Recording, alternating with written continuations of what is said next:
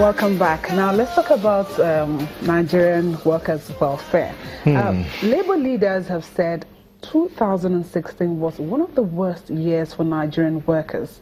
Thousands of Nigerians lost their jobs to the economic recession, while some employers, including state governors, were unable to pay their workers. Besides the astronomical increase in the pump price of petroleum products, the massive and continued devaluation of the naira, the rise in inflation, and the 43% increase in electricity tariff in February 2016 all combined to make life difficult for the wage earner and worse for the teeming millions of Nigeria. However, Nigerian workers seem to be looking into the new year with optimism. Accordingly, in the new year, workers under the banner of the Nigerian Labour Congress have put in place a list of expectations from the federal government. The workers in their request said they expect the federal government to above all tackle the issue of unemployment, unpaid salaries and pension, as well as implement the 56,000 new minimum wage. We have in the studio this morning a factional leader, or no, it's not functional. Different. It's a different labor union. Labor union. Comrade Joe Ajero is the President, United Labour Congress of Nigeria. Good to have you here. Thank you very much. And in our Abuja studio, we have a NEC member, Nigerian Labour Congress, who is also the Vice President, Industrial Global Union, Issa Aremu. Good to have you join us. Okay, let me start with you here, Mr. Ajero. A lot of workers would agree that 2016, was very, very tough. And a whole lot of issues within the NLC or within the labor union, and of course the other issues around the economy affected a lot of people. Where do you see the Nigerian worker in 2017, based on some of the lists of things that the NLC put forward? Well, I think that the worker in 2017 will need to fight to gain their position. A look at what happened in 2016 shows clearly that there was no attempt to make 2017 easier for the worker. A look at the budget, shows that there was no provision for review of wages. After the attempt to increase, after the increase in pump price of petroleum product, there were committees called palliative committees by the federal government.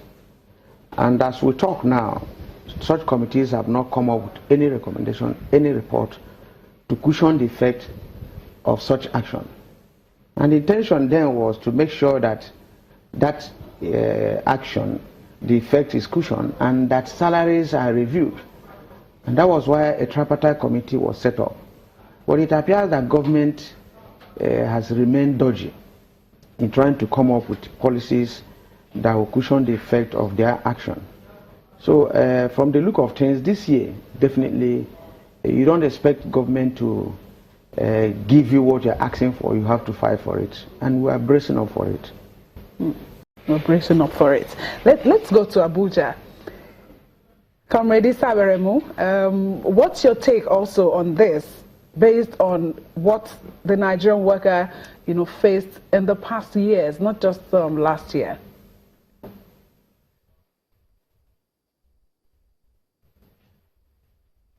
Well, I think you have already said so that we've had the worst of times, last year.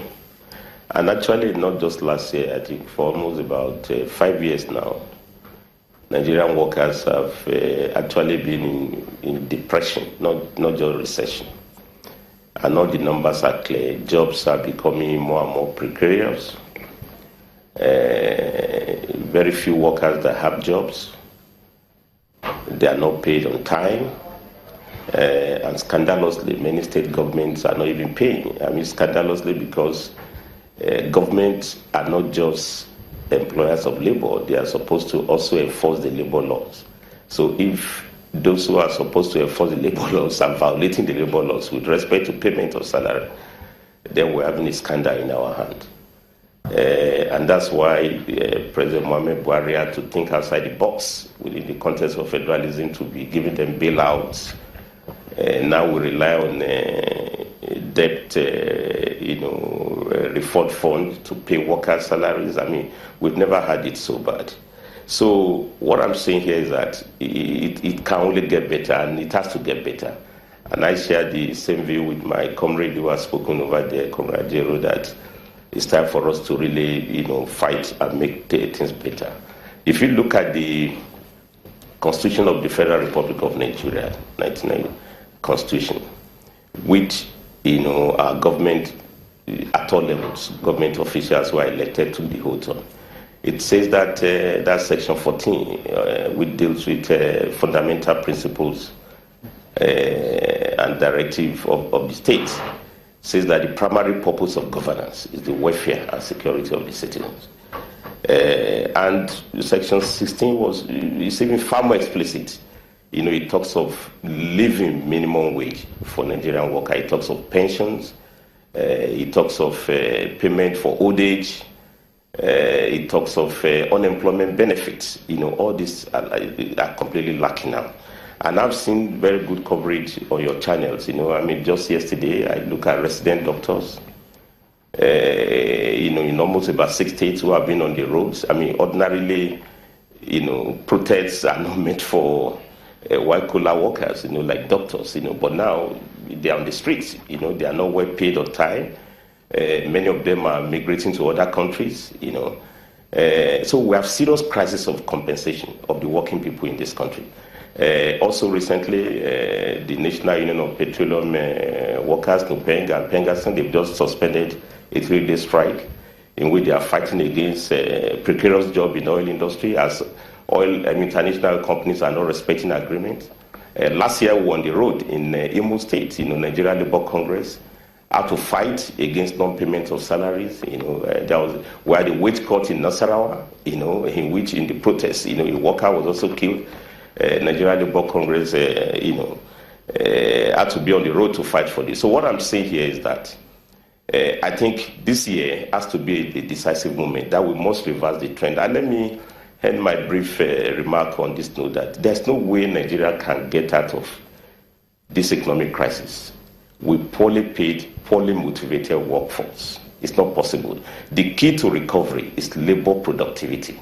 And you can't have labor productivity if labor is not well motivated. Your last conversation about the aviation industry